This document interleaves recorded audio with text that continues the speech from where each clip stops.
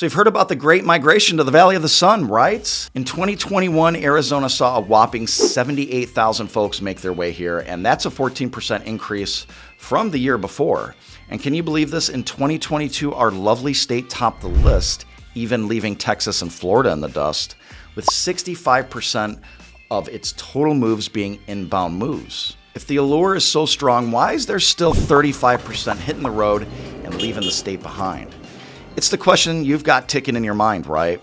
If Arizona's the place to be, why are some packing up and saying adios? Hey, if we haven't met before, I'm Ryan Meeks. Around here, I'm your go-to guy for all things real estate, especially if you're considering relocating.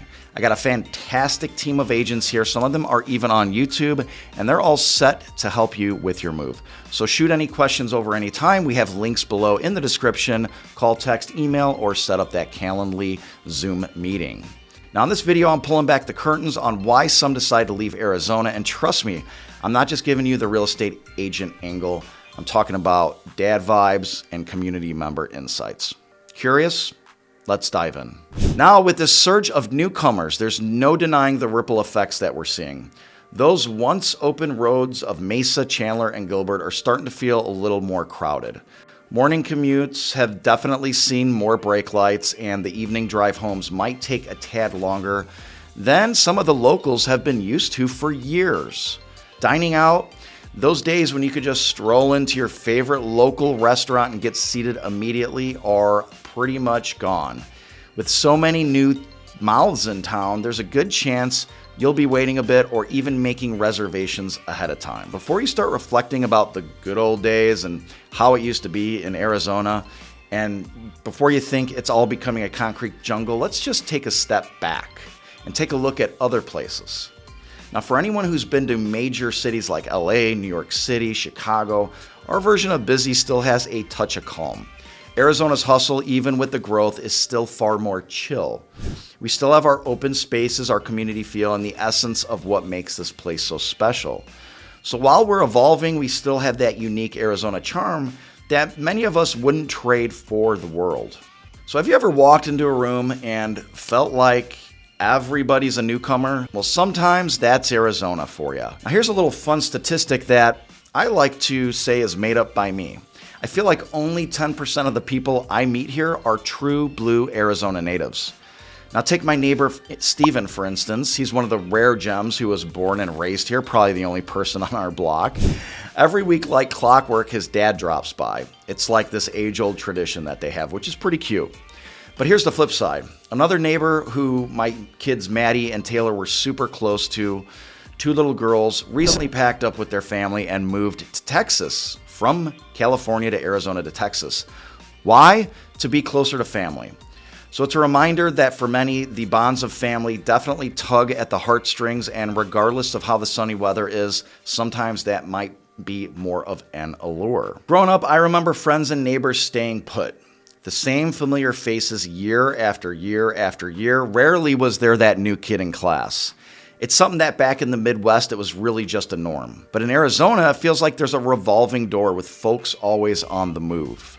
On holidays, it's often friends or church members gathering around the dinner table, while families might be scattered across the states. Or heck, even back in Canada or some other country. Now, is there a fix for missing family? Not really. But let me throw this at you. Arizona's weather, especially during the colder months, is the envy of about 2/3 of the country. So while we might not have every family member around, we sure are in a prime spot for those holiday visits. Plus, you'd be surprised how many families eventually follow their kids here, and they're drawn by the charm and the warmth of this beautiful state. Talking about the heat, there's surely a flip side, right? Well, I got this text from a client once who recently moved to Arizona just a couple years ago from the chilly landscapes of Minnesota. Now, I usually get messages like, Ryan, absolutely in love with the new place, or any trail recommendations for this weekend. But this particular message, it definitely struck a chord. The text read something along the lines of, Ryan, after enduring one of the harshest summers ever, we've realized Arizona might not be our forever home. The kids are wilting in the heat. It's wearing us down too. Now look, I'm not going to sugarcoat it. The Arizona heat is notorious. You've probably watched a dozen other videos from other agents, other people mentioning it, and yes, it's a genuine reason some folks decide to head elsewhere. Now, whether it's lifelong residents who finally hit their heat limit or newcomers cooped up inside all summer, the blazing sun can definitely be a deal breaker. Now, I swapped snow-capped winters for Arizona's sun-kissed landscape myself. Like every place, there's pros, there's cons. Now, while our heat tolerance weakens month by month in the summer, by mid-October, we get that sweet redemption, and it's smooth sailing until about mid-June.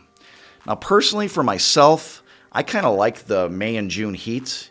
It's the perfect excuse to dive into the pool, and honestly, by then, the heat hasn't overstayed its welcome yet. And here's a little secret. Many Arizonans have their summer getaway strategies. Some pack up and leave for the entire summer season, while others sneak in vacations just to catch a break from the sun's relentless embrace. Now let's talk about something close to everyone's heart and pocketbook, home prices. Now, when I first moved to Arizona, sold my home in Brookfield, I managed to snag a place in AZ that was a tad bit pricier and a lot bigger, double the size. But when you factor in taxes, my monthly outlay was a lot less. A win-win, right? But here's where things have changed. Home prices in Arizona have skyrocketed. We're talking more than doubled since I purchased. Now, would I make the same move today with the current prices? I'd be staring at some hefty figures. Heck, I might not even be able to afford my home if I were buying it today. Actually, probably not. For folks renting or diligently saving up, the dream of owning a place in Arizona is becoming increasingly unreachable. A little number for you, to live here comfortably, you need an income of around $90,000.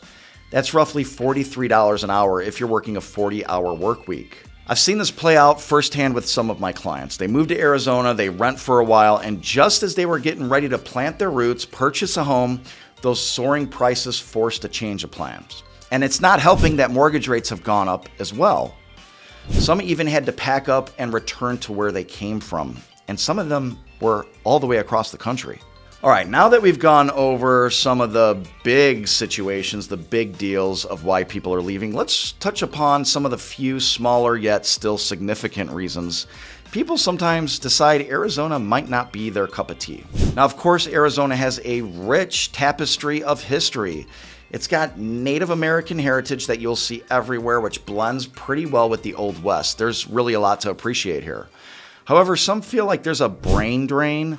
And while we have some notable institutions, we aren't overflowing with high education hubs. Now, this can sometimes lead to a perceived lack of diverse cultural events or intellectual conversations, even though we've got pockets of really vibrant culture scattered throughout the state. Next up is the overall climate here. Now, many folks are running to Arizona for our dry weather, especially if they're battling certain health issues. It's literally a breath of fresh air for some people. But for others, the arid climate can be a challenge, causing skin issues or respiratory concerns. And lastly, crime. Now, I've heard mumbles about crime rates rising.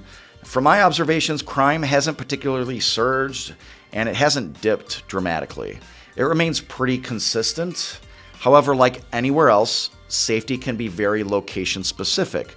Some neighborhoods are going to be tranquil havens, and others are going to keep you on your toes more. What can I say? Every state has its quirks, its pros, its cons. Yes, folks are packing up from Arizona, but for every person leaving, there are many more drawn to the beauty, warmth, and promise of this desert state. Despite the challenges, I wouldn't trade my Arizona living for anything. It's a dynamic state. The influx of fresh residents and fresh energy and new perspectives that come daily really help to create what Arizona is going to be. So if you guys are interested and have questions about life in Arizona, definitely reach out. And if you're curious about the cost of living here in Phoenix, which has gone up in 2023 and into 2024, make sure you watch this video right here.